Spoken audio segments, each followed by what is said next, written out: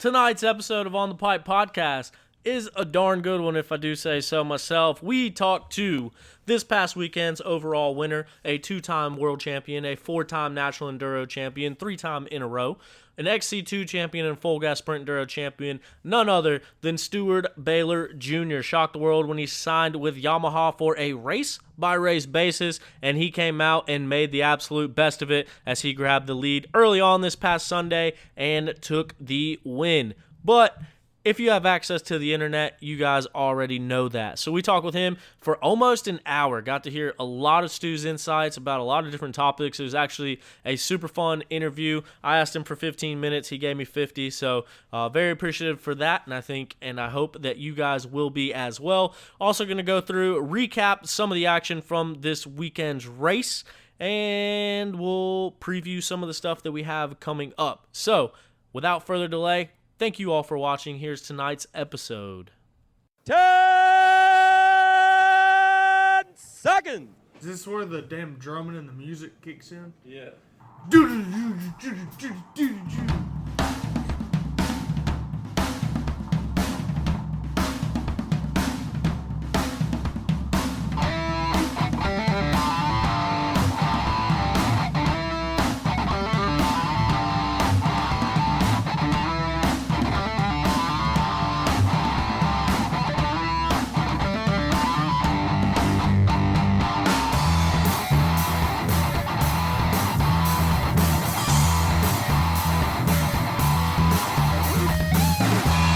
Good evening, beautiful people. Welcome to this week's episode. Today is Tuesday, September the 15th, 2020. That means that it is just in time for OTP Tuesdays. I'm your host, as always, Tyler Shepardson, and want to start things off by saying thank you for listening. Thanks for being here. Thanks for downloading this episode. We hope that you guys enjoy listening to On the Pipe Podcast, and we hope you like it so much that whatever you're listening on, you go ahead and hit that subscribe button. If you're on iTunes or the Apple Podcast app, you can click subscribe on there. If you're on Stitcher, you can subscribe on there. You might be listening to this on YouTube, and you can subscribe on there. But I would really appreciate it if you did subscribe to whatever you're listening at. It just lets me help see what the engagement is and how many people are actually listening, because I appreciate each and every one of you, and the fact that you take some of your time to listen to this show. So yeah, go ahead and hit that subscribe button. And if you like the show that much, let a friend know about it. Send them the link. Let them listen to the show, because we're trying to build this thing. We're trying to get the news out there. We're trying to do things the right way.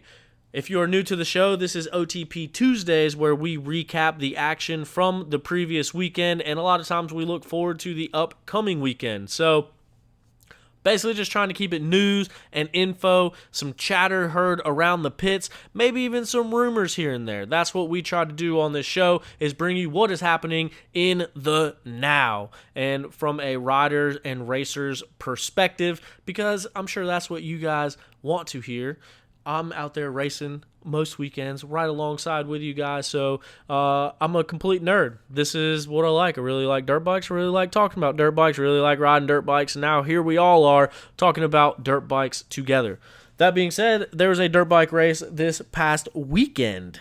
Even in the land of COVID, we were still able to go race dirt bikes, which I, for one, am very appreciative of, and I'm sure each and every one of you are appreciative of that as well, because without dirt bike racing, who knows what we'd be doing in this world. That being said, you may remember back to a few months ago, we did a show that said, is GNCC ending? To which I went on that show and I said, hey, the GNCC might not race the rest of the year, the series. That's the word I was looking for. Turns out I was wrong, and I've never been more happy to be wrong about something in my life, because we're back to racing. And in fairness, on that episode, I did say that I thought there was no possible way that they don't race the rest of the series, but I was hearing it from pretty prominent people, and from people in the know, and from people that would know what they were talking about if they said that. So that is the only reason why I put that out into existence, because the people that it was coming from, it was good sources. It was really good sources. Obviously not the best sources, because we went racing.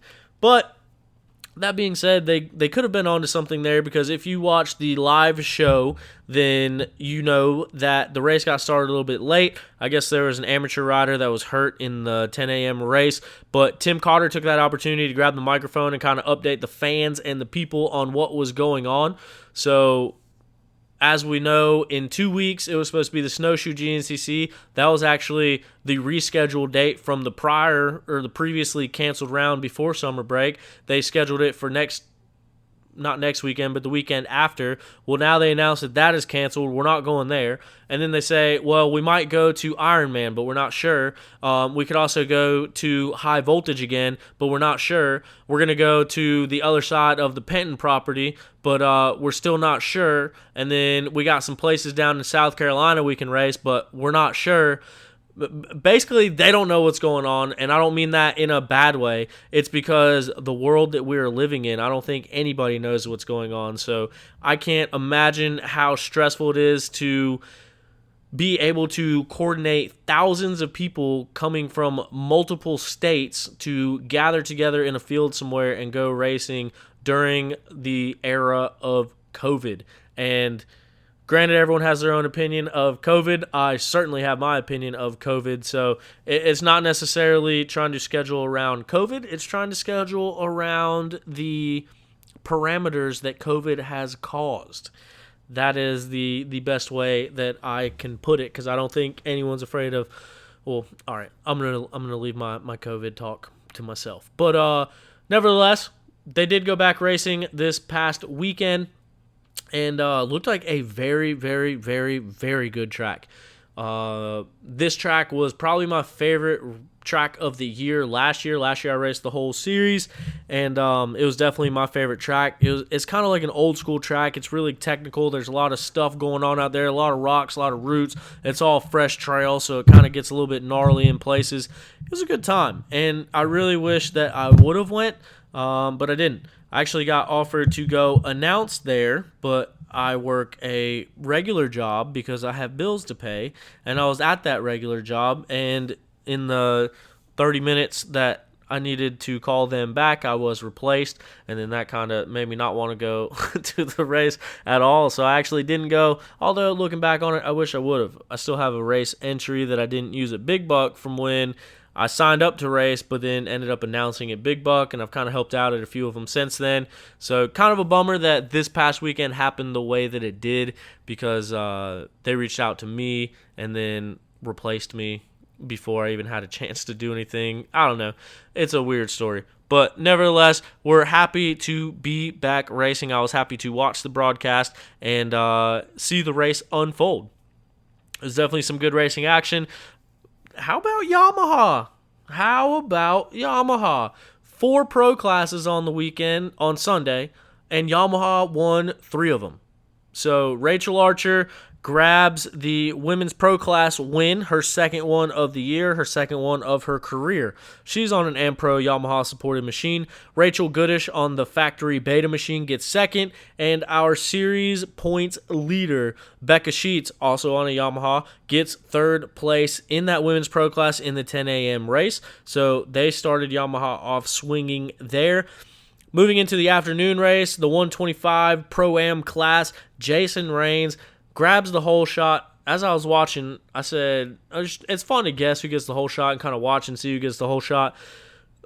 If I had to bet my money on any class in the entire world who's going to get the whole shot, Ricky Russell would be a strong contender. He's a whole shot machine himself. But if I had to put money on it, I would say that number 100, 125, that Y Zinger, that bike is going to be around the first 2 corners faster than anybody else on that row. That is exactly what Jason Rains did. Sleeves rolled up. He gets it done. He grabs the whole shot, never looks back. Actually, I think they might have swapped back and forth a couple times. He had a gnarly crash, bruised up his hip and his thigh pretty good. But at the end of the day, it was Jason Rains taking home that XC3 win, so awesome for him. Zach Hayes, who also has some wins on the year. He's been Jason's toughest competitor so far this season. He grabbed second place just ahead of Jason Lipscomb. So that's your XC3 podium. Jason Rains grabs a win. Zach Hayes gets second, and Jason Lipscomb in third. Johnny Gerard the Ripper, just wrapped up his Full Gas Championship last weekend, or I guess the weekend before last weekend now, but wraps up his Full Gas Championship, comes back out to the GNCC, just a swinging. He was running third overall there for a while. He holds on, grabs that XC2 win, and actually splits the points lead. So that points lead is split now. There's going to be 2 white plates going into the last one. I just wanted to double-check something here, but it looks like we're good. So Johnny Gerard now ties up the points lead with Craig DeLong. So Craig came into the weekend leading the points. Now they will go into the next round sharing that XC2 points lead with Johnny Gerard's win on Sunday. Liam Draper puts down a very solid ride. He's coming fresh off of a couple full gas podiums. He goes out there, gets second place in that 250 Pro class, and then Mike Witkowski on that AmPro Yamaha. He comes out there, rounds out your Pro 250 Pro XC2 podium. Craig DeLong will get fourth place, so he does get some very valuable points that he needs right there, but he is just off of the podium as we mentioned. Johnny Gerard gets to win, and then Liam Draper, and then Mike Witkowski. But that was a very, very, very tight race. All four of those XC2 riders came through very close together. And as we mentioned, Craig and Johnny will share the points lead going into the next round. But hey, Mike Witkowski is still in the hunt. Mike is only 15 points down to both Craig and Johnny. So that is a battle that I believe is going to come down to the wire. Typically, I would say it would come down to the wire. Johnny is hot right now. Johnny is riding good. Johnny has been on a mission. Everywhere he's been lining up to go racing at, he is on a mission. So I think he is going to be the guy to beat as we head into the final few rounds here. But Craig DeLong, obviously, wants that XC2 title more than anything. He has led the points. He has won the races. He is still in the lead for the points, and he does not want to let this one slip away. I can guarantee you that. Mike Witkowski, same way. He came out round number 1 swinging, grabbed that win, set an early precedent for himself, and so no doubt he is looking to get back to his winning ways and get in the mix and say, hey guys, not so fast. Let me get in this points lead mix as well. Heading into our overall, it was Caleb Russell grabs third place, which if you haven't seen Caleb Russell's post, you should go read it, because it's kind of weird that I think people forget sometimes that he is human. And Caleb Russell getting third place is like, oh my God, like what happened? Why'd Caleb get third? Keep in mind, he was the third fastest rider on that track. As fast as Johnny Gerard was going, as fast as Jason Raines was going, as fast as Liam Draper, Michael Kowski, Craig DeLong, as fast as all of these guys were going, Caleb was faster. Like, Caleb is a 7-time champion, and it's kind of weird how when he gets third place, everyone kind of like scoffs and starts speculating and wondering what happened. He got third place behind some very tough competition. So third place is definitely good. Caleb Russell, I mean, there's no other way to say it. So it's kind of weird to see the comments coming out surrounding that. But Caleb Russell, our 7-time defending series champion, he grabs third place and the final overall podium position there this past weekend. Ben Kelly, Caleb's teammate, underneath that same rig, he comes back out. Obviously, Ben missed a few rounds with a broken collarbone, I believe is what it was. But he comes back. He is swinging. He actually won this race last year. This race was led by Stu Baylor for 98% of it. Similar to what we saw in Georgia, except this one was less his fault, which the Georgia one was way less his fault than I thought too, as we learned in the interview that you're going to come to hear here shortly. Stu actually talks about what happened with that and what was going on with the bike. So that was interesting because I hadn't heard that before. But last year, his bike completely blew up, I think like no more than a half a mile from the finish line after he led the entire race up at that the Bechtel Summit Reserve, I believe is what it's called. But that gave way to Ben Kelly grabbing that win. So Ben Kelly moved up from XC2 last year and won 2 races at the end of the year. This was one of those 2 races. So obviously Ben from New England, he likes the rough, he likes the rocks, he likes the gnarly. He proves that once again. He goes out and gets second, never drifting more than 45 seconds to a minute back from the lead. So solid performance, solid ride by Ben Kelly there. And then taking the overall win, the newest rider to the AmPro Yamaha team for now. It's a case-by-case basis. Stu Baylor. So Stu did an interview last week where he came out and said that he was predicting 4th place for himself and said, "Oh, man, I'm not in shape to go race them things. I can't go 3 hours," which, as Josh Strang said on the broadcast as he was in the booth over the past weekend, I think he was pulling the wool over everybody's eyes. And he even mentioned that in our interview where it's kind of a under-promise, over-deliver type of thing. Because we all knew how hard he's been working. I mean, he's talked about it. He's posted about it. He's talked publicly about it. He was working hard, and he proves that. He goes 2 hours with no problem. He goes 3 hours with no problem and ends up in the center of the box. He grabs the win, his first win of 2020, and he did it on a bike that he picked up last Wednesday. So did not ride the bike before last Wednesday, got suspension set up. He kind of goes through that testing process and how they were able to get that bike set up and what things he changed. So that was really interesting to hear as well. But nonetheless, without any familiarity, is that it? Familiarity with the Yamaha, he goes out there and gets it done, grabs the win, which, if you look back at our post, is kind of, I thought there was a really good chance. I mean, seeing what he did on that Sherco, and then me personally being a Blue Crew type of guy, I'm Yamaha all the way. Every dirt bike I've ever had besides my KDX has been a Yamaha.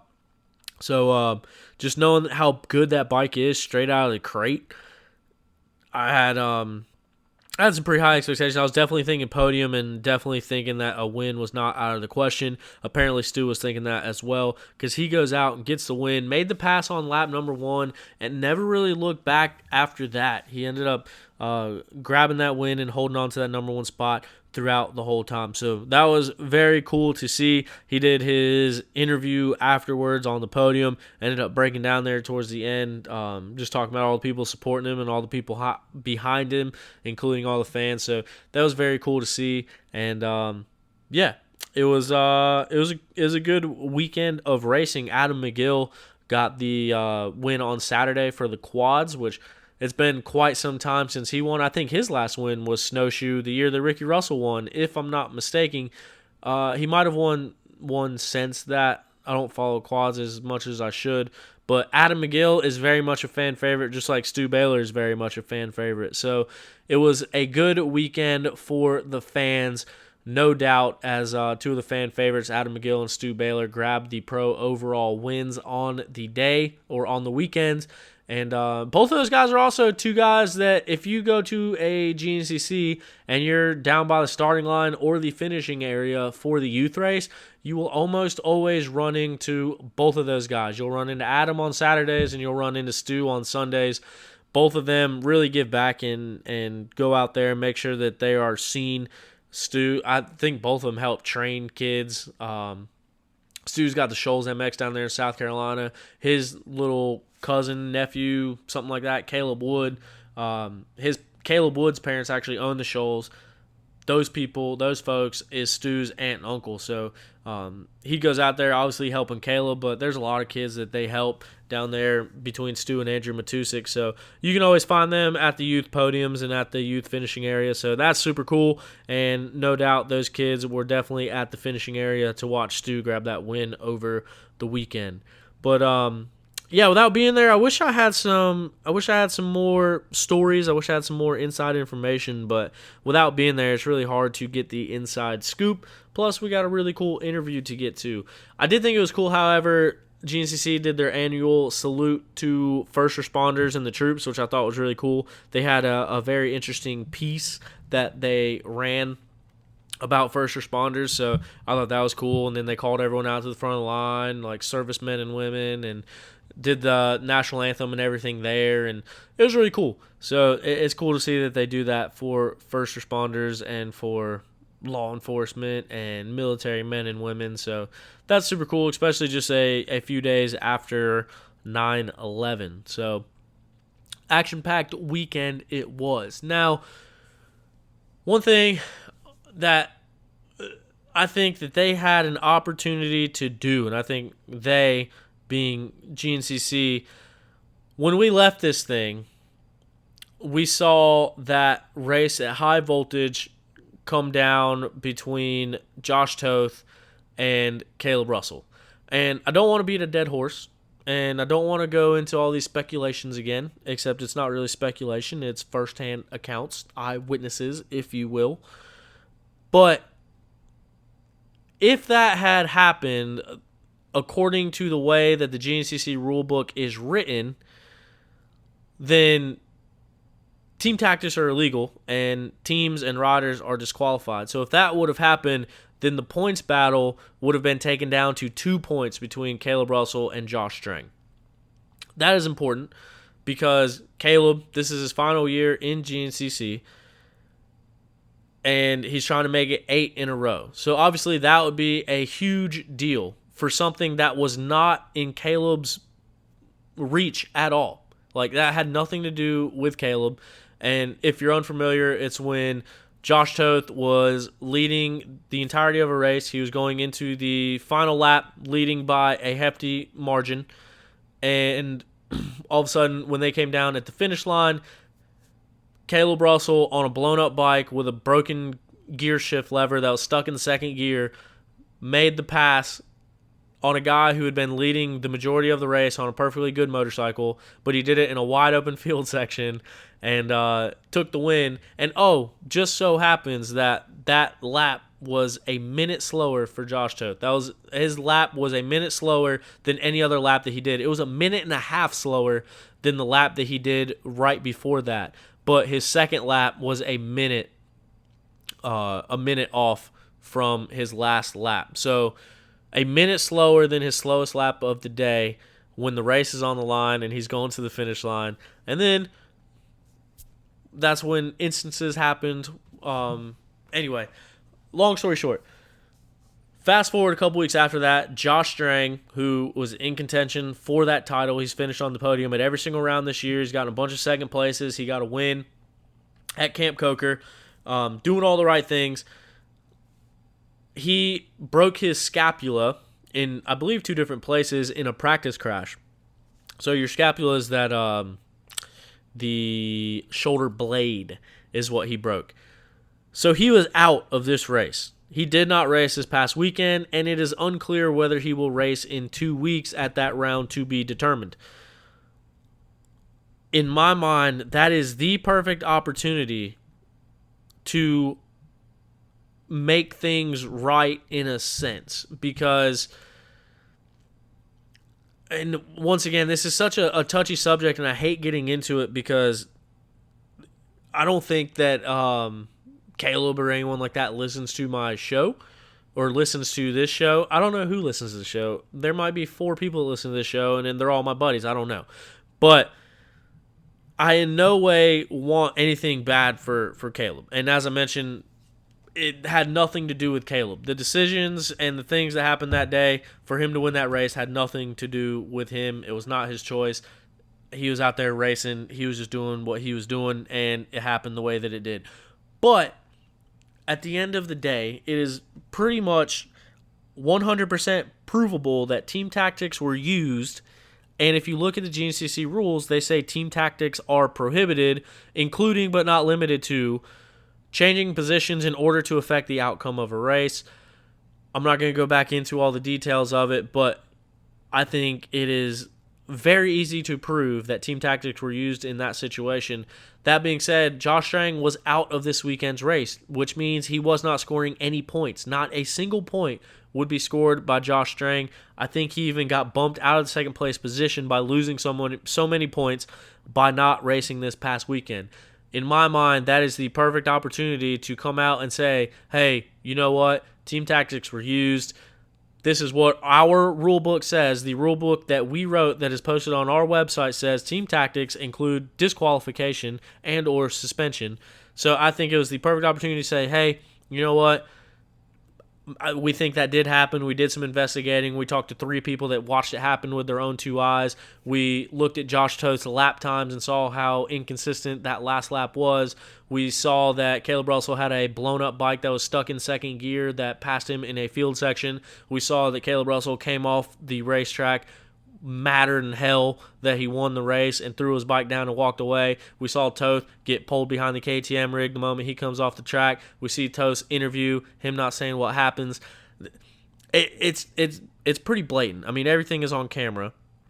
But it was the perfect opportunity to come out and say, hey, this happened. Here's what we're going to do about it. We're going to stick to our rules. We're going to do what our rule book says. We're going to penalize this team. Not necessarily the rider because he didn't have anything to do with it, but we're going to punish this team, which this rider happens to be a part of, which very unfortunate nonetheless. But in that sense, everyone would have won because the rule would have been enforced. There would have been no gray area. There wouldn't have been, oh, well, they didn't do it because it's him, and they didn't do this because it's them, and these people pay these people this much. There wouldn't that all of that would have been taken out because they would have handled it according to their rules, and Caleb would still be very comfortably in the lead, with Strang being out 1, maybe 2 races. So I don't know. I saw that as a missed PR opportunity, but once again, that is a huge business. They own the entire industry. And at the end of the day, they can do whatever they want because it's their series, it's their rules. But I don't know. It's just a weird, random thought that I had because, like I mentioned, if they did do it, then it wouldn't have affected anything, and Caleb would still be perfectly comfortable in the points lead. And Caleb is a different breed of person, so even if something happened and he was down 20 points, my money's still on Caleb to win the championship because that's the type of person that he is. When it matters the most, he's going to lay it out there, and that is why he is the greatest rider that this sport has ever seen. That is why he is a 7-time champion. That is why he's about to be an 8-time champion. That is why he's the only multi-time Sprint Enduro champion. That is why he's about to win another Sprint Enduro championship at the next round. That is why he's won National Enduro championships. That is why he's won 2 ISDE championships. He's the best. And I think that legacy is cemented for him. But you talk about the golden boy image, and it's something that he has spoke out a lot about, and people judge him based off his last name and judge him because of his family and judge him for things he can't control. And looking at the comments and stuff online, that race win was also an instance of people judging him for things that he cannot control. The stuff that people say online blows my mind. And it really leads me to believe that there are not enough people in this world that have been punched in the face. Because the things that people comment and the shit that they talk to Caleb over stuff like that is absolutely mind-blowing. When at the end of the day, who his parents are, he had no choice over. Who won that race that day, like whatever may or may not have happened, he had no control over. He has control over him, and he is proven to win year after year, race after race, series after series, country after country. So how you can sit there and say that he's the golden boy and stuff goes his way, it blows my mind, because you put him on any track anywhere in the world, and he's going to be fast. I mean, that's who he is, and all that stuff is out of his control. That being said, those statements really, it doesn't look good when stuff like this happens at the high voltage and then nothing is done about it.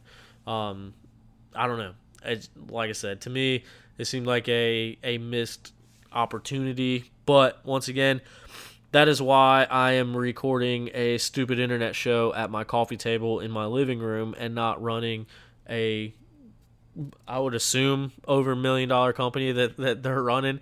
They are the industry.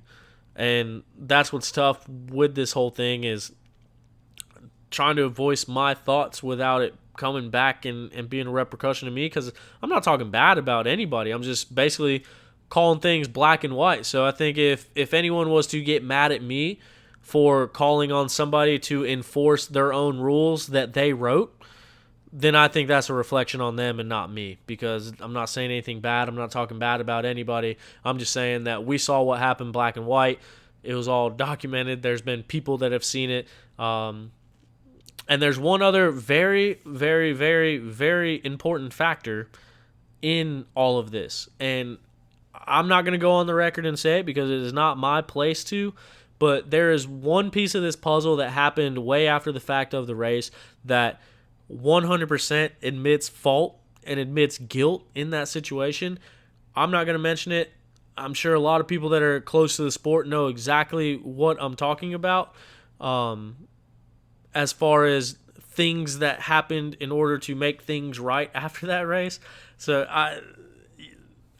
I would think with that happening, that's enough to prove that what everyone thinks happened is what actually happened. And you would think that with that being proved or with that happening, that rules would get enforced for everyone, no matter who it was. But that's obviously not the case, but it's neither here nor there. In the grand scheme of things, it doesn't affect things one way or the other, because the season, I think, is going to pan out the way that it would have regardless.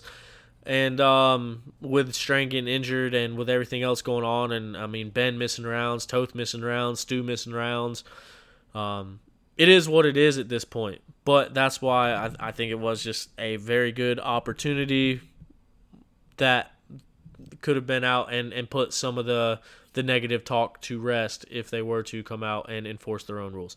So anyway, that is my my long way around. That was probably really confusing and about as clear as mud. But once again, I love racing. I love the series. I love the riders. I love everything about it. I'm just a big fan, and that's why I started this damn show to begin with. So if anyone gets mad at me for just seeing rules that other people made that I think they should enforce, then it is what it is, and I can't control that. And there's a lot of politics that go behind all of this, and I am on the wrong side of the politics, as it has been shown time and time again. Also, part of the reason why I am recording this at my coffee table and not higher up in the industry, because I have this really, really bad problem that I don't like blatant disrespect and call things how I see them, and I don't get taken advantage of, and that doesn't go over well in all assets of business.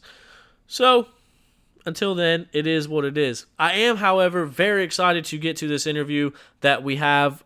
Stu Baylor has a gajillion, million, trillion messages that came in through his Facebook, through his Instagram, phone calls, voicemails, texts, and I was lucky enough for him to answer mine. We kind of spoke back and forth a little bit, lined up this interview. We talked for almost an hour. I asked him what I thought were good questions. We kind of got in a couple rabbit holes.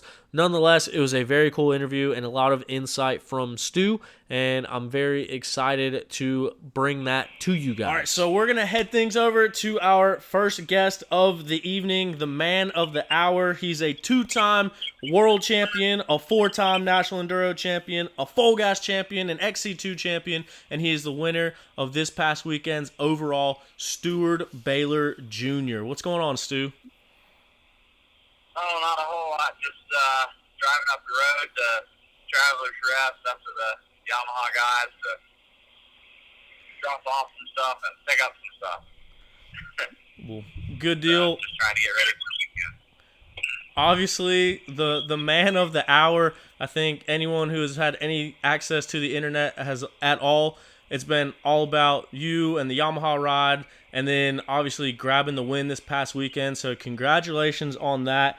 I mean, first and foremost, how does that feel to make your return and get the win on a bike that you picked up a couple of days before the race? I mean, it feels good. It feels great. I knew that. I felt like, especially after the beginning of this year, I could obviously put anything on the box. And you know, I think that I've proven that I can ride just about anything with a couple minutes under it, and I guess it was a sheer determination deal. I lined up this weekend, and I was just glad that I could actually go out and pedal the track, and that was that's the big thing. Like I love the Yamaha. The bike was great, but at the end of the day, I think all motorcycles have things they're great for, and I was just glad that I had a team that was there to support me and throw me tip boards and wrench on the bike so that I could be out there pedaling the track. So that definitely helped out, but it definitely felt good to put it in the center, and obviously I downplayed it with saying that I kind of expected fourth place, and I think that's just my way of doing things. I don't want to come in with a head full of steam. That way when things do go wrong, you weren't expecting anything better. But at the end of the day, I don't line up for fourth. I don't line up for second. I line up to win, and for the last few months, I've worked my ass off to make sure that when I lined up, I was ready for it. Under promise and over deliver, and that's exactly what you did. And as soon as we heard that you were racing, and especially heard that you were riding on that bike, as you mentioned, one thing that people don't think a lot about is just something as simple as you saying you were glad you were able to pedal the track while someone else worked on the bike. I mean, that's huge, having that team and that support behind you. But a lot of people are kind of taken aback by this whole thing, and you mentioned that you're on your way to the Yamaha shop right now in Travelers Rest to get ready for this weekend.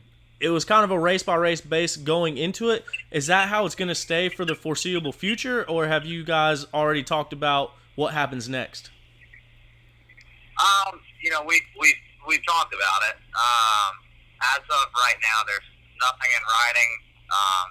It's a verbal deal, and at least for right now, we decided that we're going to play it out at least until the next GNCC, and whatever happens from there moving forward, just kind of playing it by ear. And I think a big piece is, obviously a lot of people don't talk about contracts. You never really hear riders and professional racers talk about the negotiations, and a lot of people say that you're not supposed to. But honestly, I don't see what the big deal is about it. But as far as negotiating, like I want to negotiate the best for myself, but obviously they want to get as much work done for as cheap as they can. And I think even a podium would have been great this weekend, just to open the right eyes that need to be opened. But doing it right and getting the win made it to where it was inevitable that something had to happen. And we're trying to scramble and trying to make things work. And with the Japanese companies, especially with everything else going on in the world right now, and also most people are setting budgets for next year, not worried about this year. It's just made things made things move a little bit slower. And I came from KTM to where basically it was you could get an answer in 24 hours on most things. And I noticed with a lot of the Japanese companies, it's a little bit slower moving. So I don't expect that we'll hear anything or know anything, until that 2-week window. So basically sometime next week or hopefully before the following GNCC. But everything is moving that direction, and I've still got my options open. I mean, at the end of the day, and everybody knows it, and everybody understands that I've still got to make a house payment. I've got to make. I'm paying for the RV that I'm trying to sell right now. I've got my own payment. So if something comes along, it's gonna be hard. These guys gave me an opportunity when not many other people would, and obviously I want to give them first stab at it, and we'll see what comes of it. But we're like I said, keeping the opportunity open and just letting those guys go first and make the move, and hopefully something positive comes from this. And if not, it is what it is.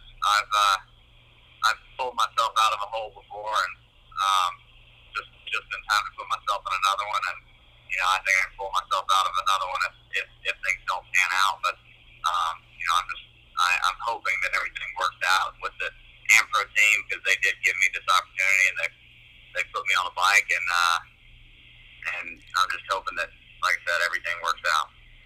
So, at this moment, obviously you've been riding a few different bikes, taking what you can get, even buying your own bike. At this point, I know you haven't had much time on the bike, but you had one successful weekend, and there's a lot more to all of this than one successful weekend. But with that being said, would you say that AmPro option is something that you are looking forward to, or are you kind of wanting to play the open market and see what is out there? I don't know. I guess I'm old school when it comes to making decisions, and obviously I stuck with KTM through thick and thin, and years that they basically cut me off from just about everything, and it's for me, I repay loyalty with loyalty. So those guys, Yamaha, gave me an opportunity. Like I said, nobody else would. I did have another offer and an opportunity, but it was basically, hey, you sign for next year, and then we might help you out this year. And that was not what I wanted to do, because at the time, especially, I had a couple national Enduro podiums, and now I've got a GNCC win. So had I signed at that time, I know my value would have been low. So I'm just hoping that like I said, I'm trying to keep everything open, but I do hope that everything works out on the Yamaha deal, because they did, like I said, they did give me an offer. They did say, or an opportunity when nobody else did, and now they're just hoping that they can bring an offer to the table, and hopefully I can add to their program as much as they can add to mine. Yeah, and you mentioned one key word there is loyalty, which can kind of be up for discussion in this industry, I guess you would say, of where loyalty begins and ends. With that being said, as you mentioned, career-long KTM guy until going into this season. We got orange KTMs, we got white KTMs, and now it looks like next year we'll have red KTMs. Is that an avenue that you would also explore, or is that kind of on the whole? I mean, it's all the same company, I guess. So if you feel that the loyalty is not there, was that something that you would entertain? I tried talking to those guys, and I made contact, and I've got to say, at the end of the day, everybody read the same press release, and everybody knew that I needed something, and obviously, until I went out and I bought my own motorcycle and I put the thing on the box, not one person stepped up to help me. So,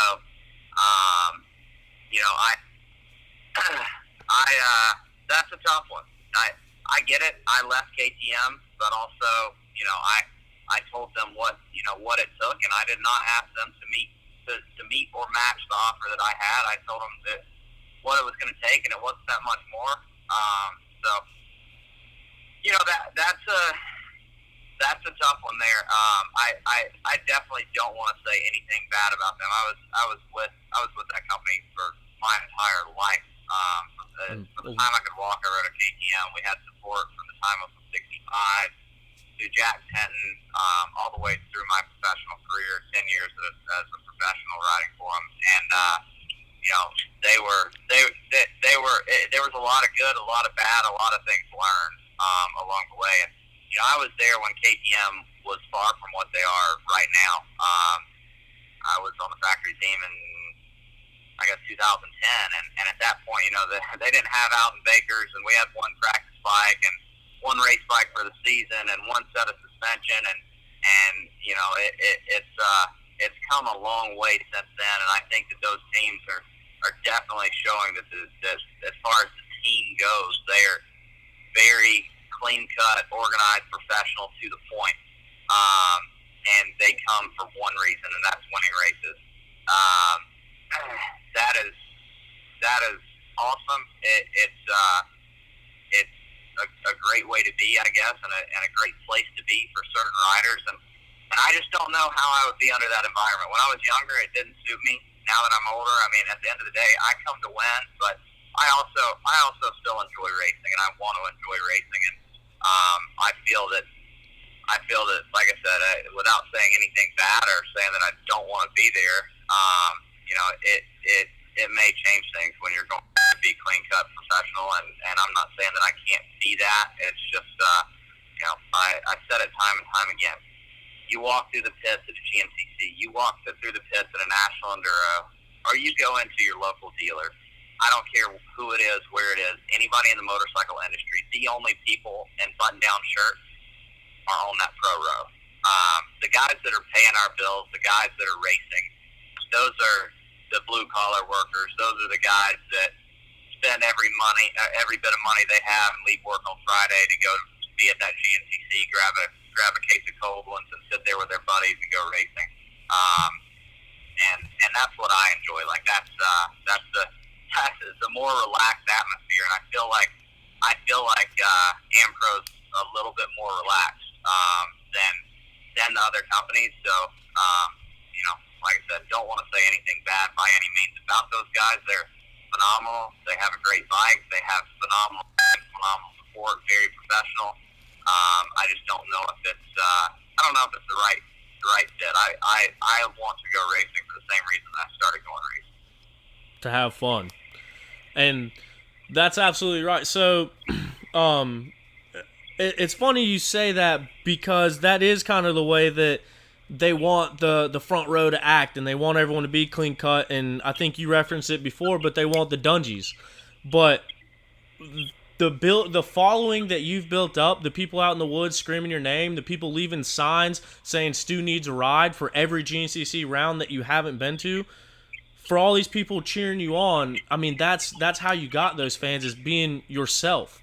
And I think that is a major part of it. And we actually saw this past weekend how really the fans kind of won over the weekend, because the two fan favorites, I mean, with Adam McGill taking the win Saturday, you taking the win Sunday, I think you two on each side are probably the most relatable people or racers, and it's exactly what you just mentioned, is having fun and being like one of the blue-collar guys that are out there paying the bills. So I think that means a lot. And I think when you came into the season, a lot of people that had never even thought about buying a Sherco now looked into buying one and pricing one out and like, oh, let's go get it because Stu's on it. And I think that is going to happen anywhere that you go. I think people are going to want to be on the brand that you're on. And like you mentioned, the Blue Crew people are a different breed, so I'm sure that sparked a lot of interest. How big of a role in negotiations for contract does that play when you're talking to these people, the fan base that you have and the following that you have and the loyalty of your fan base? How much does that matter to these teams as you're trying to work out a deal? Sadly it doesn't. And that's the toughest part, because in any other industry, people use somebody else's platform to market their brand.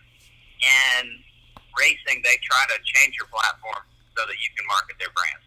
And I don't care what it is. I mean, I only have to speculate here, but Sandoval has a hunting page. I would imagine that he was probably told to make that hunting page, so that it didn't clutter up his professional look. And I could care less. I don't know. I don't know if that's the facts or not. I would assume, but you're not allowed to have extra hobbies. You're not allowed to do extra things. And I wish that the industry would see it as most industries do, and realize how marketable somebody can be for being themselves. Rather than trying to change what's there and what they've already built, why don't we add to it? Why don't we try to make this better? Okay, so Stu said the F word on the podium one time at Indiana last year. We don't want to have that. I get it. That was, it happened. It slipped out. Whatever. It is what it is. I'm not going to apologize for it. But all right, so you get a slap on the wrist for stuff like that. But let's not tell the guy to clean up anything else. NASCAR, I mean, let's realistically think about it. These guys are driving around on cars wrapped with Busch Lights, so theoretically they are promoting drinking and driving. Am I correct, or am I correct? I mean, let's be real. So, you know, like I said, in any other sport, and that's not what actually is going on. They're not promoting drinking and driving, but in our industry, that's what they think. That, you know, that's the first thing they think. Oh, well, you have a beer after the race? And you know, that's the sad reality. Is everything they think that everything's got to be so clean cut, and it's like I say, it's really tough. I mean, marketing is huge, but they're playing their marketing all wrong. I feel that everybody is. KTM's already got the clean cut image. That's fine. They can play that. Ryan Dudgy has a clean cut image. You know, everybody has their own image, but I feel like there needs to be more branding out there, because right now everybody's trying to follow the same footsteps. Oh, well, we all want to be clean cut. We all want to do the same thing. Well, guess what? KTM's already beating you on that. So be different. Do something different. Yep. And that's where, you know, that's where I feel it. I've been. I had some years where I was injured. I had no results, but I still had the fans because I was different. I was doing something different. I was posting two-stroke videos and talking like a normal person and being relatable. And I found during that time, like I kept growing my following. I was still making, you know, good money, as much money as I was when I was winning. And like, okay, well, obviously this is working. This is working well. And you know, you play stuff up. Most people think that I don't train. That's fine. Think it. You see what happens in the third hour. You know, it's I guess like I said, it's really tough. And to wrap it up, no, they don't see that. They don't understand that. They do not. You know, I wish, and I said it time and time again, I wish the powers that be, the higher ups, would actually come to a GNCC and stand in that rock garden and hear the difference in the crowd when I come by and when any other rider comes by. And I mean, that's all it takes. I mean, the guys this weekend especially, were absolutely insane. But even in Georgia, when I led the majority of the race there in Georgia, I mean, it was everybody stayed for the race. And this weekend, I currently have 460 unread text messages still that I'm catching up with, 131 voicemails, and 400 messages on Instagram that I haven't got up to. I mean, my following, my fan base, they're awesome. They're diehard, and I feel that it is that I'm relatable, but also I have time to talk to people, because I still remember when Juha Salminen came to the youth podiums. I still remember him coming by at the youth start. I still remember my 9th birthday at WISP. This was before Snowshoe, the WISP GNCC 2004. He came and had birthday cake, and the day before he raced, he's eating birthday cake with a 9-year-old kid. Like, you know, those things go a long way. For me, I still remember it, and nobody can deny that I'm at every single youth podium, finish, start, somewhere in the woods, pulling those kids out. You know, and that's like I said, I wish that one of the big guys, I wish that one of the big wigs would actually come, hang out, and see the differences. You know, that there's so much more that sells motorcycles than just winning races. I had read a comment earlier that said, we don't buy it because it wins, we buy it because it works. And that's, you know, that says everything right there. Yeah, absolutely. And people remember, like you mentioned, a 9-year-old kid eating birthday cake with Juha. People remember that. They don't remember the collared shirt that signed their poster and told them to have a good day. And it's at the point where I think at the end of the day, all these advertisers' goals is to sell their product, whether that's motorcycles, goggles, bar mounts, whatever they're selling. Their goal is to sell product and to get that in front of as many people as possible. And I think that you are obviously one of the top ones in the sport. And as you mentioned, when people cheer when you come by, I mean, if you were to ride a Suzuki, I seriously think that the following year we'd see more Suzukis at a GNCC or wherever else than we've ever seen. Just like they could have panned out with another manufacturer that you started the year with. But yeah, like you mentioned, if they could just come out and see it for themselves, I think that would be a big deal. But as far as this weekend goes, obviously, probably couldn't have gone any better for you in your mind. I would go ahead and imagine. What was the bike like? What's your initial impressions? And I mean, I guess before you get to that, what was it like to have an oversized fuel tank with a dry brake? You know, it was. I was so stoked that bike started and got me up. I mean, I think I was definitely the first one to the first turn, which being over 200 pounds, which I'm back, I'm 202, so I had to stack some weight back on. I got down to 175 there for a bit, and I was wiped of energy. So being over 200 pounds, you know, getting off the line faster than those boys at 150. You know, Caleb's weighing in at like 150, soaking wet, horse jockey, but it was good. I mean, it started up great, and that was a huge plus.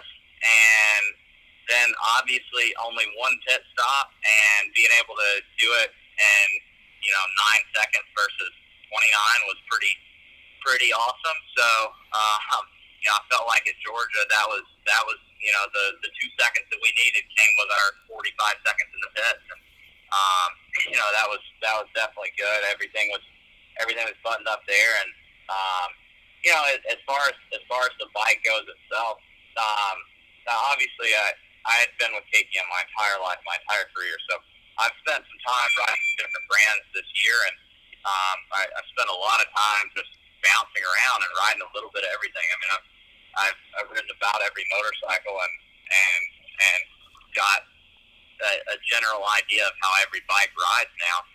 And you know, the Yamaha is a little different. The weight is what you notice more than anything. The weight, it's not that it's heavier. That's not what I'm saying. The weight on where it is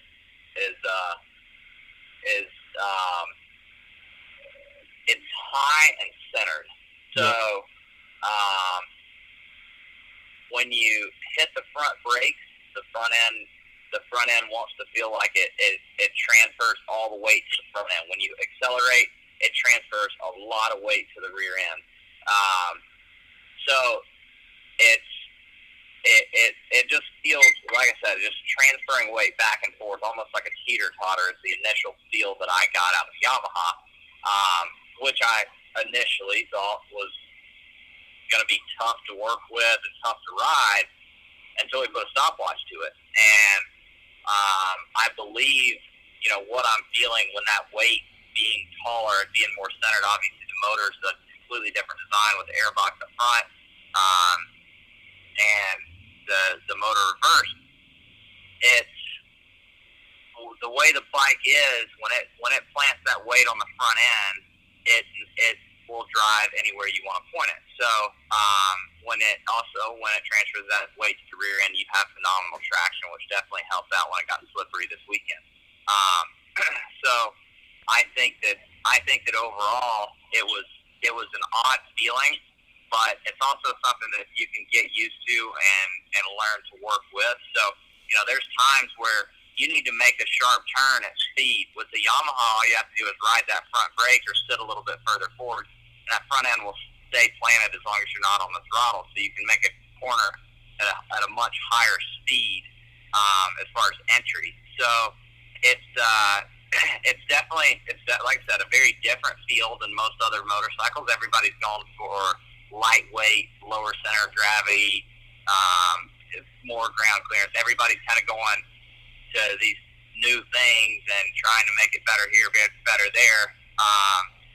And I feel that Yamaha is kind of stuck with basically their old style of chassis, and updated their motor and shifted their weight around and made it work even better. So you know, it's just, like I said, a very, very odd feel. And I've ridden the 250 Yamaha, I've ridden the 250 FX Yamaha. I've ridden a lot of bikes here in the last few months just playing around, and the 250s don't transfer the weight quite as much as the 450 does. I obviously, being a lighter bike, you don't feel it as much. So you know, it's just I think it's preference and learning how to work with it, learning how to get your suspension to work with it, and that was the biggest anything. The first thing I did when I picked that bike up was drove straight to Ohio and went to JDP, and we got the suspension dialed on it and tried to compensate for that teeter-totter initially, and it ended up going back to it. I wanted a little softer. I wanted it to stay planted. So, sorry for the long rant on that one, but it's like I said, unique, different, but definitely manageable. No, man, I was nerding out over here because every dirt bike I've ever owned has actually been a Yamaha. So it's really interesting to hear that breakdown from someone at such a high level and explain what you're feeling. And my next question was actually going to be about getting your suspension set up, whether you went stiffer to compensate for that roll forward and backwards. And it sounds like you did that, and then, like you said, went back. No, that's awesome to hear. One kind of random question. Everyone knows the Yamaha, like you said, the intake is different. So the gas tank is up farther, and especially right up in your lap where you would want to sit going into a corner. Riding like you rode this weekend, man. How do you fit your balls on the seat of that thing riding like that? Hanging that thing out there. Say, with the quick fill, because it cuts off some of the seat there, so you're actually sitting on the hard plastic cap, and I move a lot when I ride. I sit far forward, I stand up way back. I move my body a whole lot, and that is another reason that I went back softer, especially on the front end, to keep that bike turning so that I didn't have to sit as far forward.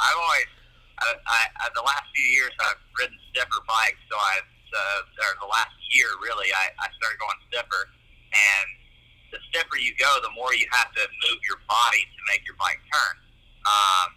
So when I went stiffer, I was finding myself sitting on that cap every single corner, and I had bruises on my inner leg the first few times,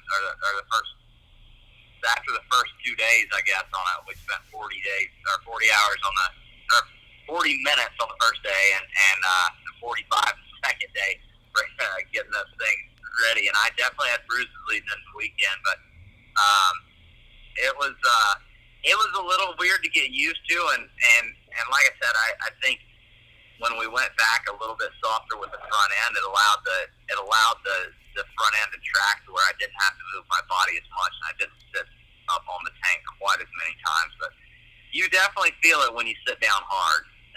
Yeah, for sure. And granted, with not knowing what's going on in the future, not asking you to say which bike is the best bike or talk about flaws or pros and cons about bikes, but I mean, you've ridden 4 different bikes this year. 5 if you include a KTM, which you didn't ride this year, but that's what you're used to. So, in essence, in the past year, 5 different bikes. And you put every single one of those colors on a podium at a national level. Between the bikes you've ridden this year, including the Yamaha, which one has been the easiest to get set up and the easiest to feel comfortable on? Like, which one did you feel the most comfortable the quickest? I honestly don't know.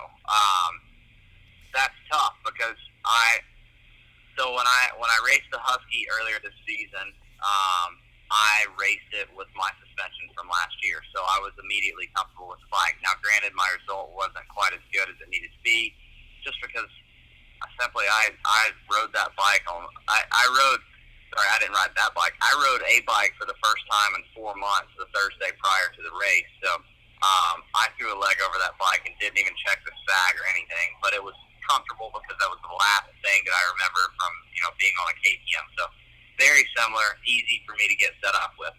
The Kawasaki, I threw a leg over it and I went straight to the race with some revalving and some oil added. We didn't even have spring rates for me. It was. I mean, I bought the bike on Friday. I did a riding school. I could afford to buy the bike and threw a leg over it, and ended up second on the weekend. So again, very easy to transfer into. And I felt like the Kawasaki was a little more like the KTM as far as the chassis style. And then with the Sherco, I would say that was probably the most difficult for me to get set up. We spent a lot of time testing, but the bike did turn really well. So, where the motor was slower and the other things that happened along the way, we made up for a lot of it in the corners, but and then as well the Yamaha, it was I think the Yamaha of all the motorcycles that I've ridden has the best power throughout the motor, from bottom to top, very smooth. It seems to for a 450, it's actually a little bit mild on the bottom, but where it makes the power is definitely in the top, and that is it's similar to the KTM 350, I guess, or the new KTM 450. It's a little more mild on the bottom, but up top in the high RPMs, the bike really, really goes. So the Yamaha, as far as comfort with the motor and being able to manage the ride with the motor, was by far the easiest. And it's like I said, I think every bike has something that it does well. I think from riding the motorcycles, I think that the KTM Husky would be the best in the tight woods. The Kawasaki would probably be the best in a straight line, and the Yamaha, as far as that motor, when it gets technical and when it gets slick like it was this weekend, that motor would be hard to beat. I mean, it was impressive as the race wore on, what I learned about the bike, and obviously I was still definitely learning the bike. I doubled my seat time there during the GNC season, what I put on it prior. So, it's like I said, they all have their things that I've noticed that they're good for, and I think a lot of it is just rider preference and what you need as a rider, more so than anything. If you're struggling with keeping that front end planted, then go blue. If you struggle in a straight line, that Cowie's really good at rough stuff, and tight trees. The KTM was always light and low power, or low center of gravity. But like I said, all of them have really good characteristics. It's just a matter of what you need and how you can work with it. Gotcha. Good way to put it. And Stu, I really appreciate you taking your time. I just got a couple more quick questions. I don't want to take up your whole day, but obviously we saw at Georgia put on a dominant run and then 2 corners to the finish, end up getting past. Caleb gets the win. You get second place, and I'm sure you didn't know it or realize it at the time, but you weren't going to get a chance for redemption at the next round. That moment right there is what you have had to sit and live with before going back racing this past weekend. How much have you thought about that race, and then how much have you visualized coming back? And obviously getting a win was just the cherry on top, but how bad have you been sitting on the sidelines wanting to get back out there and finish what you started and proving that you can be the fastest?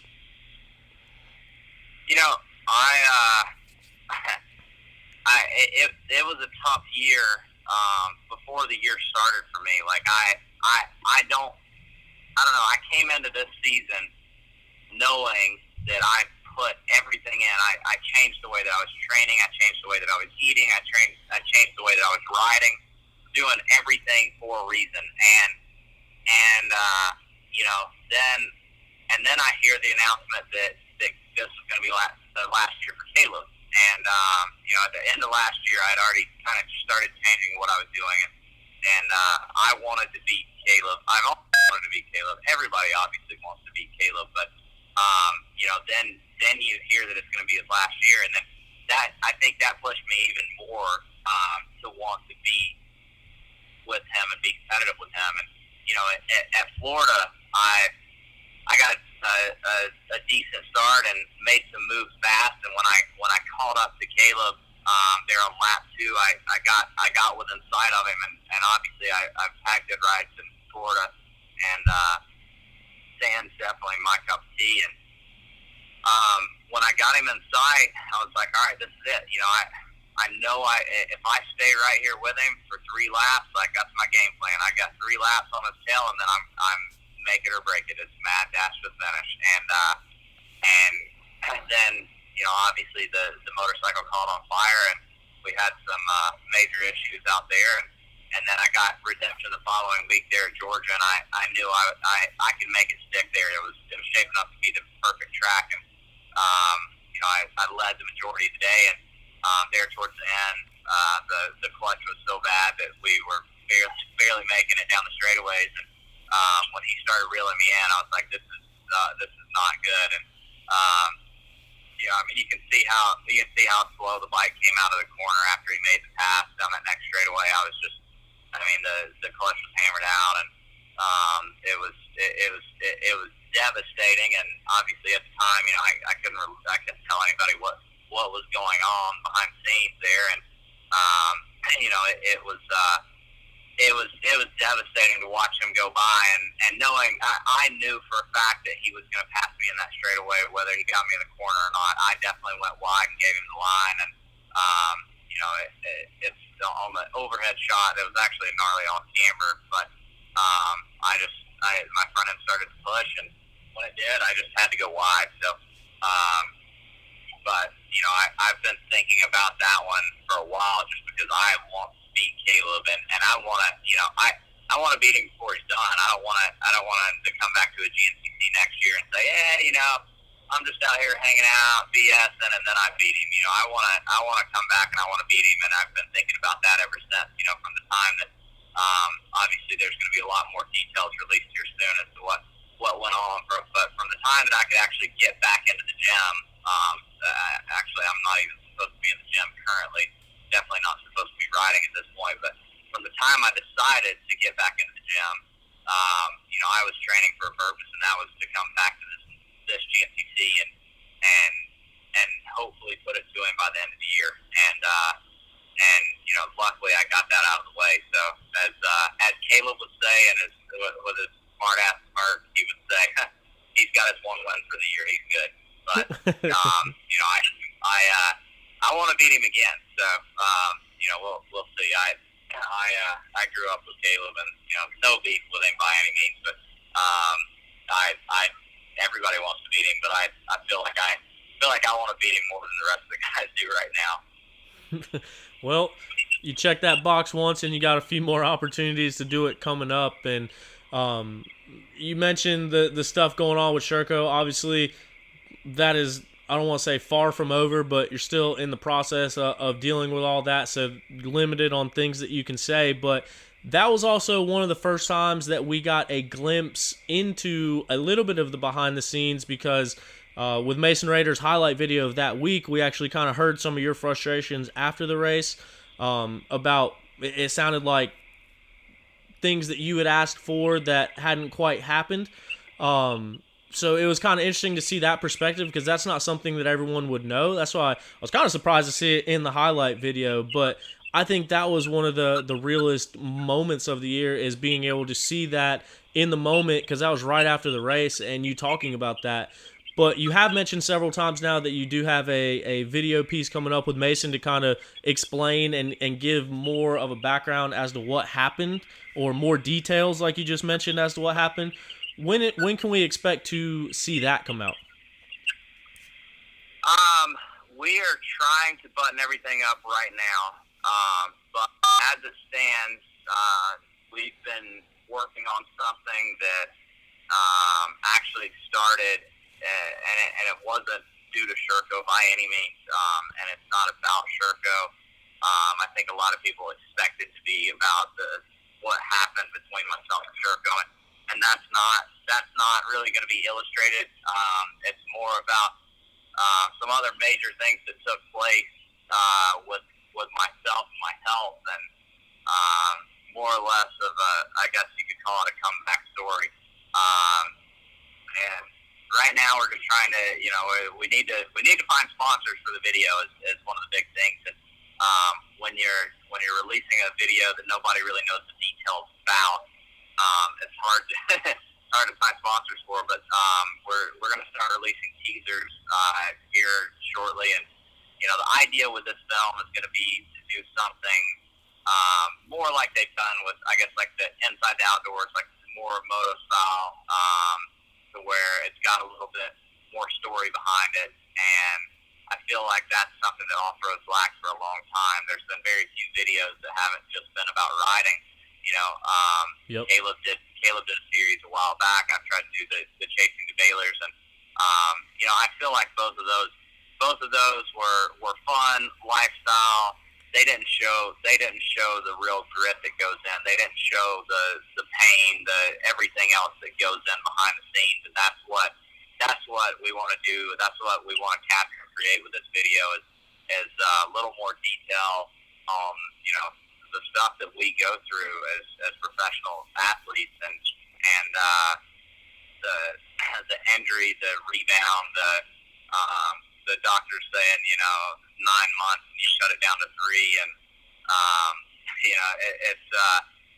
there's a lot that's going to be, like I said, illustrated in this, and I just hope that everything works out, and it's one of the best off-road videos that comes out this year. Yeah, ever since you first mentioned that, I've been excited about it, and I know absolutely nothing about it except for the fact that how hard you work, the way that you can tell stories, and how good Mason is at what he does, and how good he's able to put together stuff. So no doubt that that's going to be a great one to watch. And as far as that background stuff, I mean, that's something that you and I have talked about before, and I think that's what helps in building that loyal fan base and building that following, is when people get to see the real you. I mean, this conversation has been all about dirt bikes, but there's a whole nother side to you and everyone else than just dirt bikes. And so something like that, or seeing even the hard work that goes into it, no doubt we're excited for that one to come out. Last question here, and then I promise I'll let you go. I know this is running long, but your little brother Grant, obviously still riding a Sherco, and then with you going through the things that you're going through, I'm sure that's got to be weird to some extent. How has that affected yours and Grant's relationships at all, with the way that things ended, with you guys both starting the year with Sherco and now you being gone? I mean, I know it's probably got to be bittersweet wanting your little brother to do well, but in the back of your mind, knowing what that manufacturer has done to you. I mean, how has that played into anything with y'all's relationship? It's I don't think it's really played into our relationship by any means. I mean, it definitely, there's no other way to say this, but chaps my ass every time I see him, just thinking about all the details. But it is what it is. I was led to believe something that was something else, and it shame on me. I guess at the end of the day, I should have. I was good where I was, and should have just done what I was doing. But like I said, between Grant and I, everything's good, and it's a really frustrating deal all in all. And I wish that it would have had a different or a better outcome, but it's life gave me lemonades, and I've been trying like hell. I've been trying to find some sugar and some water to put in here, because we need some lemonade to come out of this shit. So, it's tough, but at the end of the day, I feel like I can win now, and I don't know if Grant feels like he can win. So hopefully. And I'm not, there's no it's not, I'm just speculating here. That's not anything that he said, but it's, Yep. That's just where I kind of feel. And, right now I'm ready to go win. And that's the next goal is to win these GNCCs. Well, man, I think you, at the bare minimum, found at least 3/4 of a cup of sugar this past weekend, putting that thing in the center of the box. First win for Yamaha since Ricky Russell did it at Snowshoe and got his first win, and I want to say 2018 at the 17. Yeah. Okay, so it was 2017. So first win for Yamaha since then. After a couple hours on the bike, I'm sure that has got to be a good confidence booster, and I'm sure that you've got to be absolutely ecstatic with knowing that you went out there and did that. And man, the passion is just absolutely unreal for you to want to come back after everything you went through and still keep digging. There's a lot of people that would want to turn their backs and run, or try to go do something different, but the determination you've shown to get back on, even what it sounds like against doctors' recommendations, is absolutely unreal. And I think we saw all that spill out on the podium this past weekend. Very emotional podium. Watching you, obviously, you were emotional just with all of that going through your mind of what it took to get there. So, man, I was super pumped to see it. Super glad to get to talk to you and hear some more about what all went into this. And I appreciate your time, and really hoping the best and hoping you get something worked out, and that you get back to the winning ways and have a team behind you supporting you, because like we mentioned, you're one of the top guys out there, from fan and support wise, and obviously going out and winning races, winning championships. So Yeah, definitely. Thank you. all right, we'll talk to you later.